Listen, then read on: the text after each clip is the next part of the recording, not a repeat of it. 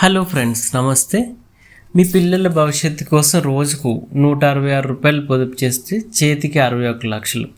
Passport size photo, అవసరమైన KYC పత్రాలతో పాటు దరఖాస్తు ఫారం సమర్పించడం ద్వారా భారతదేశంలో ఏ పోస్ట్ ఆఫీసులైనా పీపీఎఫ్ ఖాతా తెరవచ్చు.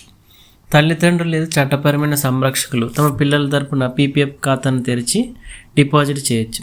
అత్యంత ప్రజాదరణ పొందిన దీర్ఘకాలిక పొదుపు ఎంపికల్లో పబ్లిక్ ప్రావిడెంట్ ఫండ్ పీపీఎఫ్ ఒకటి. 1986లో కేంద్ర ప్రభుత్వం ప్రవేశపెట్టిన ఈ పథకం పిల్లల విద్య, వివాహ ఖర్చులు, పదవీ విరమణ వంటి భవిష్యత్ అవసరాల కోసం పొదుపు చేయాలనుకున్న వారిచే ఇప్పటికీ ప్రాధాన్యత పొందింది.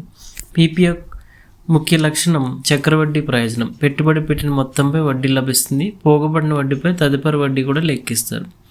పాస్పోర్ట్ సైజ్ ఫోటో, అవసరమైన కేవైసీ పత్రాలతో పాటు దరఖాస్తు ఫారం సమర్పించడం ద్వారా భారతదేశంలో ఏ పోస్ట్ ఆఫీసులను పీపీఎఫ్ ఖాతాను తెరవచ్చు. తల్లిదండ్రులు లేదా చట్టపైన సంరక్షకులు కూడా ఈ పీపీఎఫ్ ఖాతాను తెరిచి నిర్వహించవచ్చు. ఈ పథకం ప్రస్తుతం 7.1% వడ్డీ రేటును అందిస్తుంది. దీన్ని ప్రతి త్రైమాసికానికి ఒకసారి సవరిస్తారు. తల్లిదండ్రులు తమ పిల్లల కోసం పీపీఎఫ్ ఖాతాను తెరిచి ప్రతి నెల రూ. 5,000 ఆదా చేస్తున్నారని అనుకుందాం. రోజుకు సుమారు రూ. 166 ఆదా చేయడం ద్వారా నెలకు 5,000 లేదా సంవత్సరానికి 60,000 పోగు చేయొచ్చు.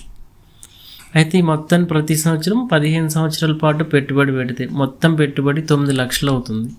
7.1% వడ్డీ రేటుతో ఈ పెట్టుబడికి వడ్డీగా సుమారు 7.27 లక్షలు లభించవచ్చు.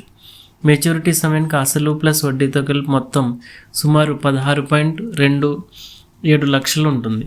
పీపీఎఫ్ ఖాతా మెచ్యూరిటీ కాలం 15 సంవత్సరాలు. 15 సంవత్సరాల తర్వాత ఖాతాను 5 ఏళ్ల చొప్పున పొడిగించుకోవచ్చు. ఈ పొడిగింపు ఐచ్ఛికం. అలాగే మెచ్యూరిటీ తర్వాత జమ అయిన మొత్తాన్ని విత్డ్రా చేసుకోవడానికి ఖాతాను మూసివేయచ్చు కూడా.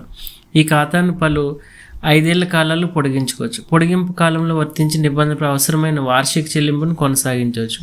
ఒక ఆర్థిక సంవత్సరంలో పీపీఎఫ్ ఖాతాలు కనీసం 500, గరిష్టంగా 1.5 లక్షల వరకు పెట్టుబడి పెట్టవచ్చు. ప్రతి నెల 5,000 చొప్పున 20 సంవత్సరాల పాటు పెట్టుబడి పెడితే మొత్తం పెట్టుబడి 12 లక్షలు అవుతుంది.